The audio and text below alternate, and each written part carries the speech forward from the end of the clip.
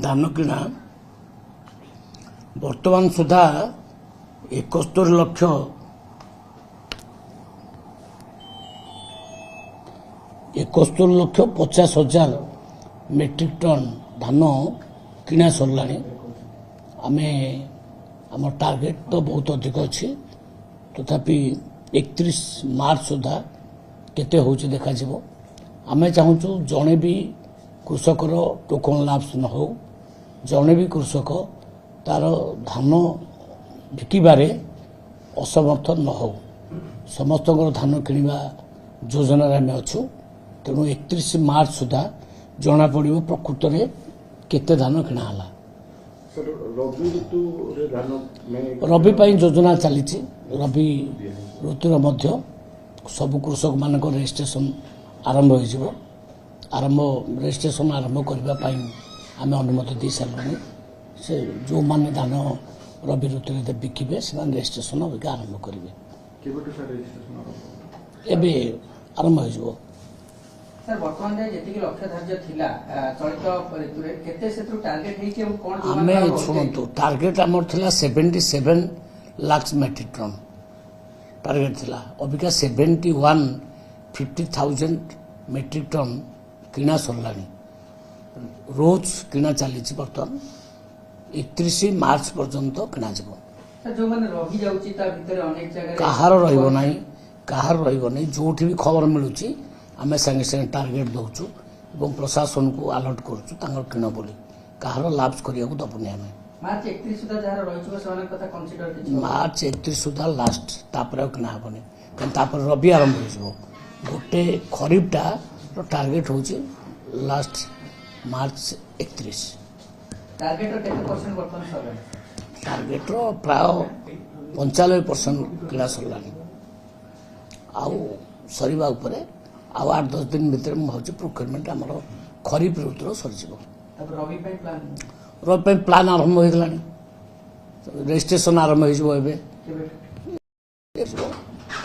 File काम चली मुख्यमंत्री अनुमोदन नबू तापर पुणी आरंभ करदे सर राशन कार्ड हितधारी को नहीं विभाग जो भाव करथिला एवं आपन कहथिले अनेक लोक निजस्व भाव रे सर फेरै चंती कार्ड जो सरकारी चाकरी वर्तमान सर तार स्टेटस मार्च 31 लास्ट डेट अछि ईकेवाईसी देखंतु ईकेवाईसी भी भलो सफलता मिलछि हमको ईकेवाईसी रे ए पर्यंत भी 30,734 लोक ए पर्यंत ईकेवाईसी करना और जो स्पीड रे इक्वाइसी होउथिला आउ से इक्वाइसी होने दिन को 1000-1200 ए टाइप रो लोक करचंती इक्वाइसी तेणु से 31 मार्च भीतर जना पड़िबो को माने रहिले इक्वाइसी कले को न कले फाइनल डिसीजन तापर नि आजबो जो माने कोरोना धरि नि आजबो कि से माने केते की संख्या जो रहउची से माने आमे सुनंतु जो माने इक्वाइसी लास्ट रे करिवे नाही से मानकर मध्य आमे घर को घर ऑफिसर मान जाइकरी सर्वे करिवे प्रकृत से लोक माने अछंती ना नाहंती किंबा रही किरी से माने सरेंडर कर देले कि डिटेल आमे जानिला परे से गुडा को आमे राशन कार्ड रो काटिबो हठात काटिबो नाही आमे पूरा फील्ड सर्वे करिवो फील्ड सर्वे कला परे आमे काटिबो सर आ गोटे समस्या रहउतला जो इनकम टैक्स कथा आपण कहथिले जे सेटा भी जांच हबो से नै इनकम टैक्स बाबद में कहि जो माने जीरो पेमेंट डिपोजिट करचंती लोन फोन नबा आशा रे से माने को हमें हठात काटू ना से लिस्ट जाइछि भाई सब जिला को अधिकारी मानक पाखो सेटा फिजिकल वेरिफिकेशन आमे करिवो प्रकृत तांको भितरु केते धनी अछंती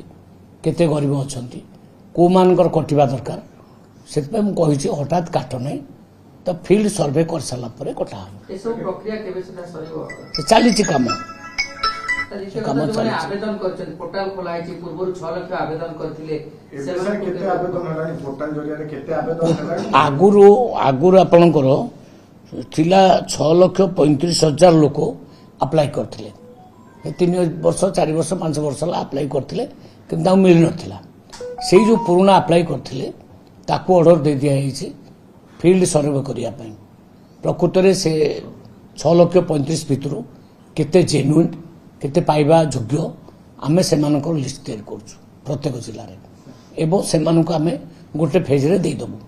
ବୋଧେ 15 ଦିନ ଭିତରେ ଏପ୍ରିଲ 15 ଭିତରେ ସେ ସର୍ଭେ ସରିଯିବ ଏବଂ ସରିଗଲା ପରେ ସେ ସର୍ଭେ ଆମେ ପ୍ରତ୍ୟେକ ଜିଲ୍ଲାରେ ବାଣ୍ଟି ଦେବୁ। ଦରକାର ପଡ଼ିଲେ ମାନ୍ୟବର ମୁଖ୍ୟମନ୍ତ୍ରୀଙ୍କୁ ଡାକିକିରି ଗୋଟେ ସମ୍ମିଳନୀ କରିକିରି ନୂଆ କାର୍ଡ ସବୁ ଯେଉଁମାନେ ପାଇବା କଥା ଆମେ ତାଙ୍କୁ ଦେଇଦେବୁ।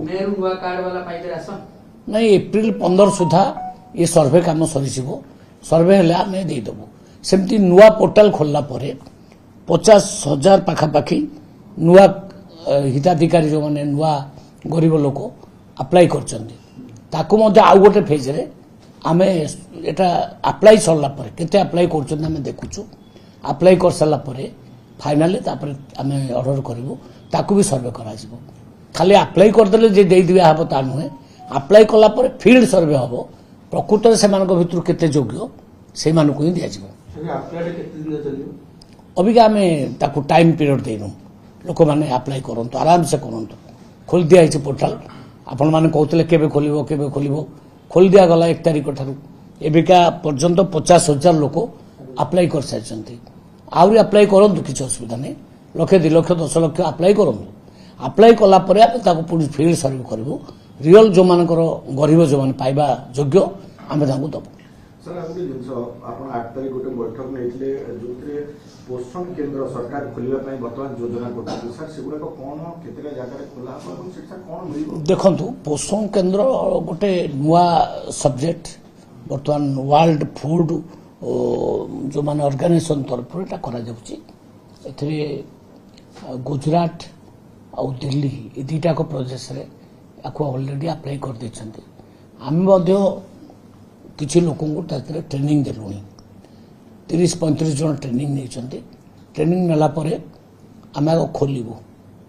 ପୋଷଣ କେନ୍ଦ୍ର ଉଦ୍ଦେଶ୍ୟ ହେଉଛି ଗରିବ ଲୋକମାନେ ତ ସେଥିରେ ପାଇବେ, ମିଡିଲ କ୍ଲାସ ଲୋକମାନେ ମଧ୍ୟ ସବସିଡାଇଜ ରେଟ୍ରେ ଚାଉଳ ଗହମ ତେଲ ଡାଲି ଅନ୍ୟାନ୍ୟ ଯେତେ ଜିନିଷ ବା ଅଟା ଏସବୁ ଜିନିଷ ପାଇବେ।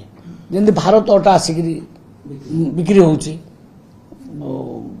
20 ଟଙ୍କା 25 ଟଙ୍କା ରେଟ୍ରେ, ସେଇ ଟାଇପ୍ର ଆମେ ଚାହୁଁଛୁ ମିଡିଲ ଯେଉଁମାନେ ଲୋଅର ମିଡିଲ କ୍ଲାସ୍ ସେମାନେ ଭାବୁଛନ୍ତି ଆମ ପାଇଁ ସରକାର କିଛି କରିପାରୁନାହାନ୍ତି। ଆମେ ପୋଷଣ କେନ୍ଦ୍ର ଜରିଆରେ ତାଙ୍କୁ ମଧ୍ୟ ସବସିଡାଇଜ ରେଟ୍ରେ ଏସବୁ ଜିନିଷ ଦେବା ଯୋଜନା କରୁଛୁ। ମାନେ ଫାଇନାଲ ଡିସିସନ୍ ନିଆଯାଇନି। ସେଥିରେ ସେଟା ଆମେ ମାନ୍ୟବର ମୁଖ୍ୟମନ୍ତ୍ରୀଙ୍କୁ ଜଣାଇବୁ।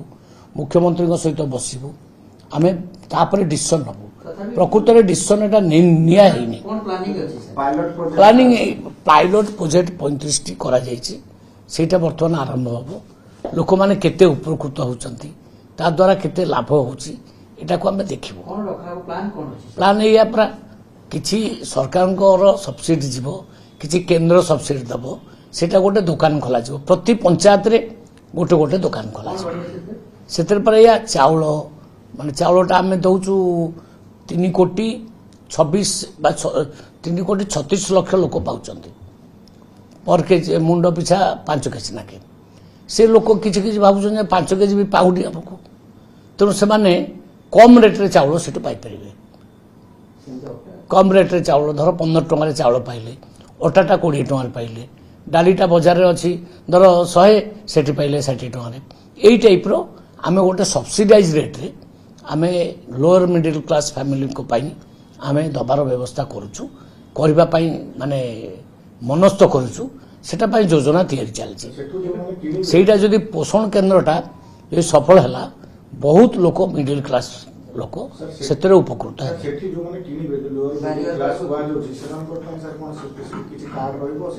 ହଁ ସେଟା କାର୍ଡ ଦେବା ବ୍ୟବସ୍ଥା କରାହେବ।